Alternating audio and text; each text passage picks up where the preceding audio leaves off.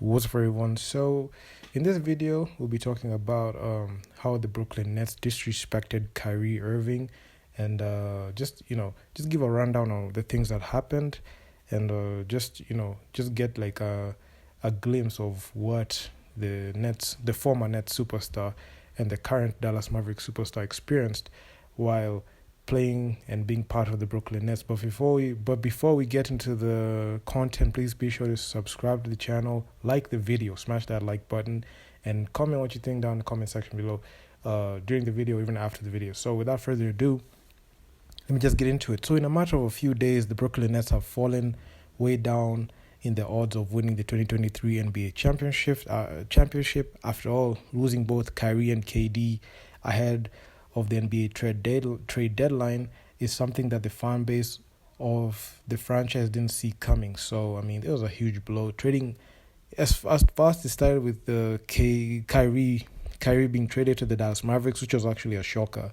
Then reports coming out that Joe Tsai was working above and beyond to make sure Kyrie didn't get to the destination that he wanted. I made a video that I got banned. I was eating crow at the time, saying that the Kyrie is going to go to the Los Angeles Lakers, but Joe Tsai made that impossible, and now he's a Dallas Maverick. So an NBA insider details how Kyrie Irving was disrespected by the Brooklyn Nets. So whether someone is a fan of Kyrie Irving or not, one thing that they all should admit that about Kyrie is that he's a baller. So Kyrie, multiple-time All-Star, an NBA champion, and he is actually a guy who can get the job done at the highest level. So his skill on the basketball court is truly elite, and as a result, even after being surrounded by drama, he's always in demand in the NBA. So as much as you can see all this controversy going on Kyrie, you could just appreciate the pure basketball talent that he is. This is a guy who's a not pure point guard, but pure scorer at the point guard position. So he's one of the new breeds of point guards that started coming in. The score fast point guard, not like a CP3 who's a pass fast point guard. He's a score fast point guard who tries to play make at that position. So speaking of Kyrie Irving, his time with the Brooklyn Nets was plagued with a lot of controversies, be it his stance on not getting the COVID-19 vaccine or his controversial tweet sharing a link to a movie featuring anti-Semitic content. So you could see, the whole COVID-19, he didn't want to take the vaccine. Then the recent one that happened in October was, tweeting a link, sharing in social media, a movie featuring anti-Semitic content. So many turned against Kyrie Irving and blamed him for the downfall of the Brooklyn Nets organization in the last year or so. But was it all Kyrie? Was Kyrie really in the wrong? So that's the question that majority of NBA fans, NBA media were asking, because there's freedom of expression. But given the fact that Kyrie Irving is an athlete, and he reaches a lot of people, so tweeting that somewhat did rub the owners of the NBA and the whole community in the wrong way. So, but the question still stands: was Kyrie really in the wrong? So leave your feedback down in the comment section on that. After all, if that was the case, at least one or two current players in the Nets will have come out and spoken against him. So that's another gray area that was not explored. But there are NBA players. You don't want to get fined with their statements. These days, fines are just flying left and right. If you say something out of the ordinary, you just get fined. So yeah, none of the players came out and said that. I even saw an interview where KD was just being asked about that. He was afraid to answer because he didn't want get fined and lose that money. So starting things off with the team, when Kyrie didn't want to get vaccinated, Kyrie didn't want to get vaccinated. We talked about this.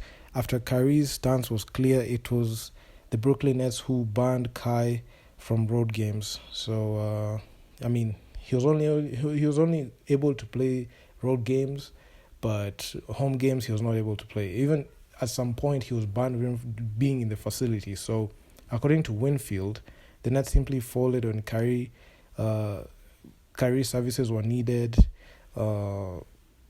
when they were really needed drastically, then things somewhat changed because at some point, his actions for not taking the vaccine or not being there for the team pushed James Harden away, especially when KD got injured. So yeah, I mean, this was actually pretty difficult. There's a difficult time for the Brooklyn Nets fan base.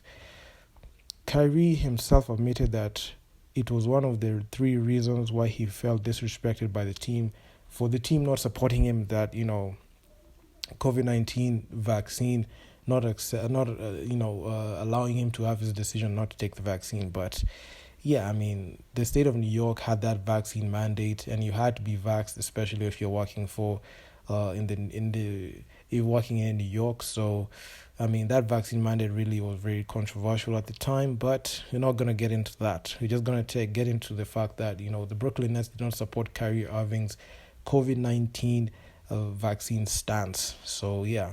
The second one was when Kyrie Irving tweeted controversy around his anti-Semitic comments.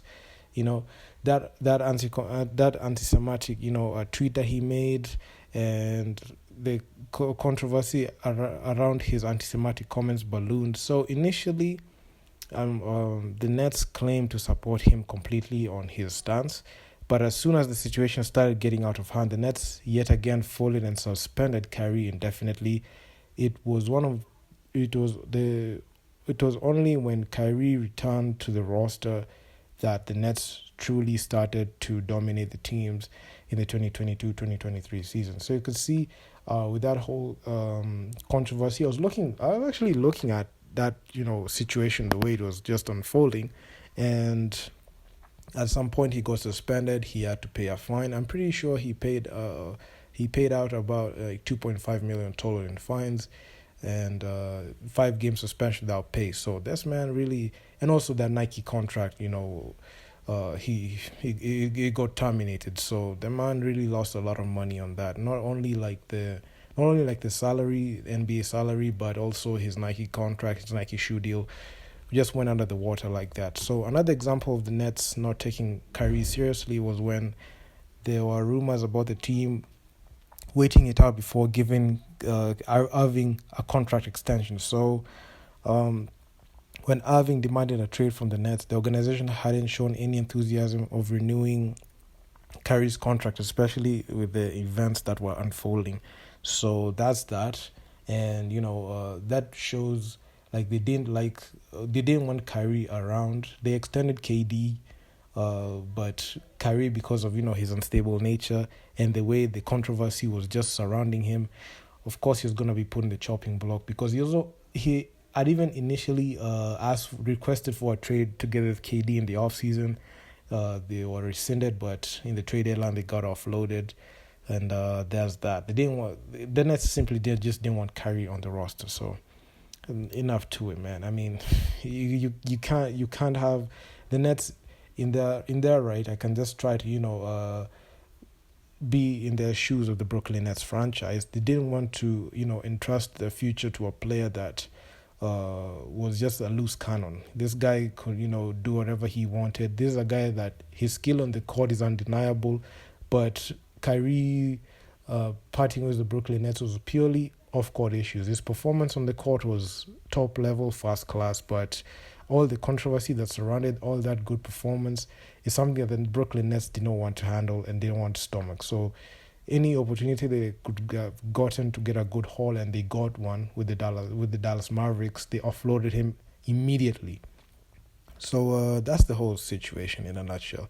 Even after Kyrie Irving's departure from the team, the general manager, Sean Marks, continues to take shots at the former Nets superstar. All things considered, the relationship between the two sides was damaged beyond repair, and Kyrie got traded away to the Dallas Mavericks. So Kyrie hasn't come out in the statement saying that he's going to re-sign with the Dallas Mavericks. So we just have to wait and see how the Dallas Mavericks mesh, especially with Luka at the helm, being the overall leader of that team, and Kyrie being a second star that the Dallas Mavericks needed. And they didn't lose as much. They were able to keep some of the pieces that they had. They were able to retain Christian Wood, and so please sure to comment down this comment section below on what you think, what you think we have left out, because the Brooklyn Nets have disrespected Kyrie in a myriad of ways. Leave a feedback down in the comment section down below. Make sure you like the video, subscribe to the channel, because I'll be coming up with videos like this. And I'm out. Peace.